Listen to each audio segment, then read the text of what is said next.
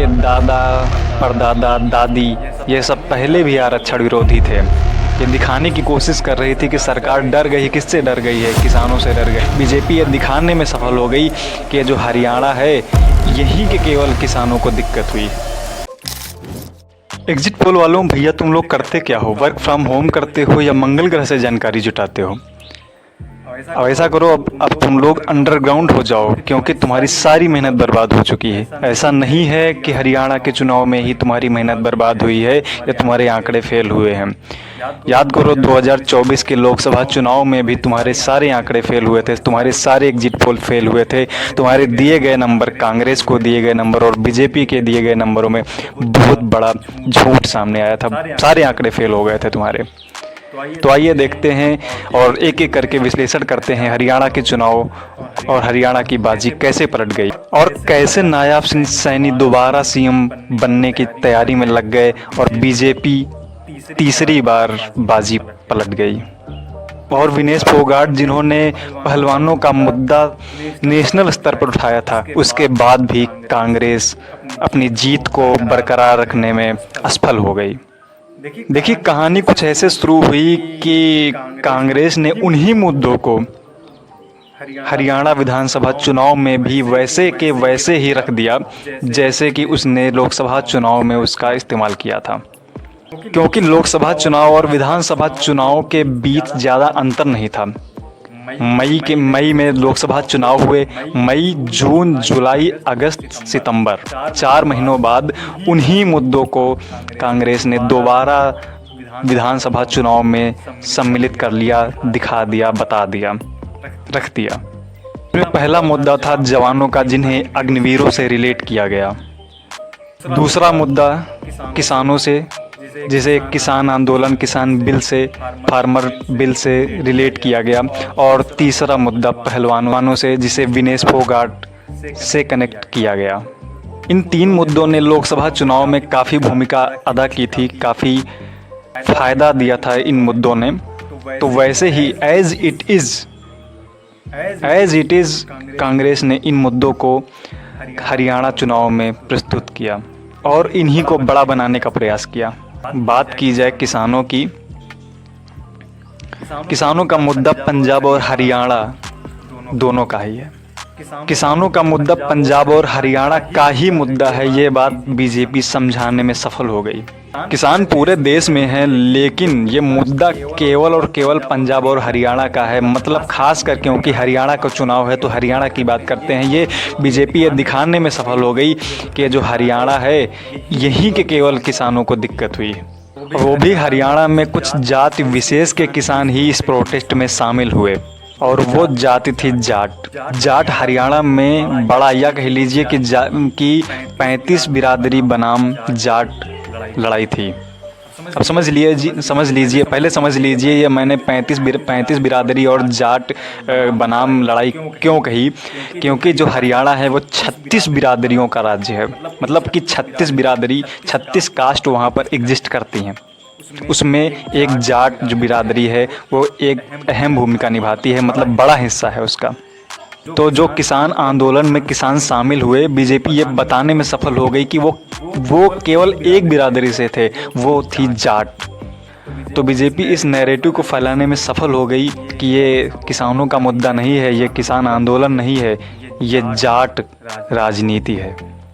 और जाटों की राजनीति करने वाले भूपेंद्र सिंह हुड्डा, जो कि जाट समाज से आते हैं, उनकी राजनीति है। और बाकी जो 35 बिरादरियां हैं उनका इस आंदोलन से कोई सरोकार नहीं है। तो जहां कांग्रेस जाटों के साथ अपने आप को साधने में जुटी थी, वहीं बीजेपी 35 बिरादरियों को लेकर चुपचाप साध रही थी और ये दिखाने की कोशिश कर रही थी कि देखो सरकार डर गई है। ये दिखाने की कोशिश कर रही थी कि सरकार डर गई है। किससे डर गई है? किसानों से डर गई है। तो ये मैसेज पहुंचाने के लिए ये सब कर रही थी कि उनको लगे, जो अन्य 35 बिरादरियां हैं उनको ये लगे कि जब सरकार इनसे डर सकती है तो अगर ये सत्ता में आएंगे तो ये क्या कर सकते हैं, क्या ये हमको भी डराएंगे। दूसरा, जब ये राहुल गांधी अमेरिका गए तो उन्होंने वहाँ पर कहा था कि अगर समय आया तो हम आरक्षण ख़त्म कर देंगे। हालांकि उनका मतलब ये था कि जब सब कुछ समान हो जाएगा, जब समानता आ जाएगी, जब किसी प्रकार का विभेद नहीं रहेगा, तब आरक्षण ख़त्म हो जाएगा। लेकिन अमित शाह जी ने उनका कहा गया वाक्य, उनके कहे गए शब्दों को सेम टाइम ही पकड़ लिया और कहा, देखो इनके दादा परदादा दादी ये सब पहले भी आरक्षण विरोधी थे और अब तो राहुल गांधी भी कह रहे हैं कि आरक्षण ख़त्म कर देंगे। देख लो, ये वही हैं जो बोल रहे थे कि अगर हमारी सरकार तीसरी बार आएगी तो हम संविधान बदल देंगे। अब ये खुद आरक्षण ख़त्म करने की बात कर रहे हैं। अरे ये वही लोग हैं। और भी कहा उन्होंने, और भी कुछ शब्दों का उन्होंने प्रयोग किया और भी बोला कि अरे ये वही लोग हैं जो कह रहे थे कि अगर हमारी सरकार आएगी तो हम 370 को फिर से लागू कर देंगे। वो आरक्षण इतना बड़ा मुद्दा बना, यही आरक्षण वाला मुद्दा लोकसभा चुनाव में बीजेपी को नुकसान पहुंचा गया, वही आरक्षण वाला मुद्दा हरियाणा विधानसभा में कांग्रेस को नुकसान पहुंचा गया और दलितों को बीजेपी के साथ ले गया। दूसरी बात, हरियाणा में अग्निवीरों का क्या हुआ। देखिए, जवानों के मामले में हरियाणा जाट लैंड है और ज़्यादातर जो फौजी हैं वो यहीं से निकलते हैं। मैं ये नहीं बोल रहा हूँ कि फ़ौजी पूरे देश से नहीं निकलते, पूरे देश से फ़ौजी निकलते हैं, लेकिन जो एक ज़्यादा मात्रा होती है, ज़्यादा अमाउंट में फ़ौजी जो हरियाणा से निकलते हैं, ये इनकी जन्मभूमि है। हरियाणा के लिए अग्निवीरों वाला मुद्दा बड़ा मुद्दा था, ये बड़ी न्यूज़ बन गई। क्यों बड़ी न्यूज़ बन गई? उन न्यूज़ में ये चला, ये वहाँ के लोग ये बोल रहे थे कि भैया अग्निवीरों की शादी नहीं हो रही है। क्यों शादी नहीं हो रही है? लोग कह रहे थे कि जब इनकी परमानेंट नौकरी ही नहीं है तो शादी कैसे करते हैं इनकी। तो जब ये मुद्दा इलेक्शन टाइम पर काफ़ी उछाल में था, तभी हरियाणा की गवर्नमेंट ने अग्निवीर पॉलिसी 2024 लॉन्च कर दिया और अनाउंस कर दिया सब जगह पर रिजर्वेशन दिया जाएगा। यहाँ पर जो नायाब सिंह सैनी मुख्यमंत्री थे, उन्होंने बाकायदा पॉलिसी को जारी करते हुए कहा कि सभी सरकारी नौकरियों में, सभी जॉब में अग्निवीरों को 10% का रिजर्वेशन दिया जाएगा। चाहे वो टीचर भर्ती हो, चाहे पटवारी की भर्ती हो, या कहीं पर भी सरकारी नौकरियों में 10% का रिजर्वेशन इनको दिया जाएगा। तो ये तोहफा देकर बीजेपी ने इस मुद्दे को ठंडा कर दिया, या कह लीजिए कि अब ये मुद्दा बचा ही नहीं था हरियाणा के लिए। अब तीसरे मुद्दे पर आते हैं और वो था पहलवानों का मुद्दा। देखिए, पहलवानों का मुद्दा ऐसा था जिसे लेकर केवल भारत में ही नहीं इंटरनेशनल लेवल पर ये मुद्दा उठा था और जिसे लेकर पूरा देश एकजुट हो गया था। विनेश फोगाट जब फाइनल में जाते जाते हारी थी, या कह लीजिए कि इनका 100 ग्राम वजन बढ़ने की वजह से इनका सिलेक्शन ही नहीं हुआ, तो लोगों ने पीएम मोदी को ट्रोल करना शुरू कर दिया। पीएम मोदी को ट्रोल करना क्यों शुरू कर दिया? कहा गया, या कह लीजिए ऐसा सिनेरियो सेट किया गया कि कहा गया जैसे कि प्रधानमंत्री मोदी ने फ़ोन करके बोल दिया हो कि भैया इनका 100 ग्राम वज़न बढ़ा देना, जिससे इनका सिलेक्शन ना हो, ये गोल्ड मेडल न जीत पाएँ और हमको इनको बधाई न देनी पड़े, इनको फ़ोन न करना पड़े, जिससे इनके डायलॉग न सुनने पड़े। ऐसा सेट किया गया जैसे कि प्रधानमंत्री मोदी की ही वजह से ये गोल्ड मेडल नहीं जीत पाई। हालांकि इनके वापस आते ही जाट समाज द्वारा इनको ख़ाब मेडल पहनाया गया।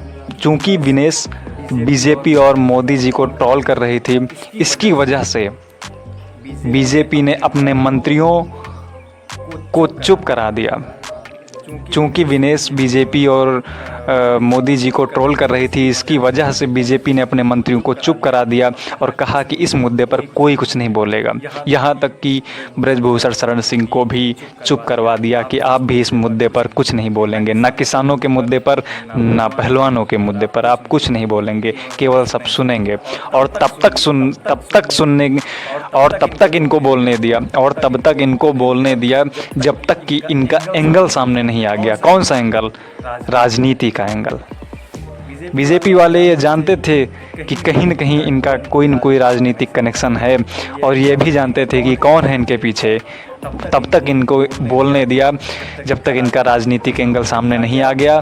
और बीजेपी ने अपने आप को इसलिए भी चुप रखा, ये दिखाने के लिए भी चुप रखा कि हम काबिल होने के बाद भी चुप हैं, हमको बयानबाजी से कोई लेना देना नहीं, हमें काम करना है। और जैसे ही इनका राजनीतिक एंगल सामने आया, सब बोलने लगे कि देखा हमने पहले ही बोला था कि इनका ये जो बवाल चल रहा है ये नॉर्मल बवाल नहीं, ये राजनीतिक कनेक्शन है। चूँकि बीजेपी के लोग ये बोल रहे थे कि ये जो मुद्दा विनेश उठा रही हैं, ये किसी थाने में जाकर भी अगर कंप्लेन करती तो वहाँ पर भी सुलझ जाता। उस टाइम ही ब्रजभूषण शरण सिंह ने कहा भी था कि ये जाटों की राजनीति है, हुड्डा जी की राजनीति है। तो साहब ये लौट कर आती हैं और हुड्डा साहब इनको रिसीव करने एयरपोर्ट पहुंचते हैं और इनको खुली जीप में ऊपर बैठा कर लाते हैं। जो अब तक देश की खिलाड़ी मानी जाती थी वो अब एक जाति विशेष की खिलाड़ी मानी जाने लगी। बिल्कुल वैसे ही इनके ऊपर ठप्पा लग गया जैसे कि कोई वैज्ञानिक भले ही देश के लिए कितना ही किया हो, लेकिन जैसे ही वो एक कोई खास पार्टी ज्वाइन कर लेता है उसकी फॉलोइंग घट जाती है। वैसे ही इनकी भी फॉलोइंग घट गई, और ना केवल इनकी फॉलोइंग घटी बल्कि इनके साथ साथ कांग्रेस की भी फॉलोइंग घट गई। और अब ये सब दिखने लगा कि वो सब जो सड़क पर ड्रामा हो रहा था, ये कह लीजिए जो भी हो रहा था, वो सब केवल एक राजनीति के लिए था, ये सब राजनीति हो रही थी। अब इस खेल में विनेश तो जीत गई। क्यों जीत गई? क्योंकि विधायक बन गई, इलेक्शन जीत गई। उनका तो फायदा हो गया, लेकिन उनके साथ वालों का नुकसान हो गया, घाटा हो गया। अब इस आंदोलन से बीजेपी ये दिखाने में सफल हो गई थी कि देखो ये सब पहलवानों का कोई मुद्दा नहीं था, ये सब बस राजनीति थी। मतलब जाट बनाम 35 अन्य बिरादरियों की राजनीति थी, जिससे इलेक्शन के 6 महीने पहले ही मुख्यमंत्री नायाब सिंह सैनी जी को बना दिया गया और कहा गया कि हम 35 बिरादरियों के साथ हैं, जिससे ओबीसी समुदाय की जातियों में एक नया उत्साह सामने आया और ये दिखने लगा कि जाट एक तरफ हैं और 35 बिरादरी एक तरफ हैं। जाटों के साथ कांग्रेस जुड़ी हुई थी और 35 बिरादरियों के साथ बीजेपी खड़ी हुई थी, और इसी दोनों पलड़े में बीजेपी बाजी मार ले गई और कांग्रेस को फिर से नुकसान हो गया। तो ये था हरियाणा का खेल।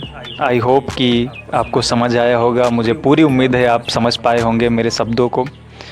अगर आप समझ पाए हैं, आपको पसंद आया है, तो चैनल को सब्सक्राइब ज़रूर करिएगा, और बाकी की तमाम जानकारियों से जुड़ने के लिए चैनल को सब्सक्राइब और एक लाइक ज़रूर करिएगा। मिलते हैं अगली वीडियो में।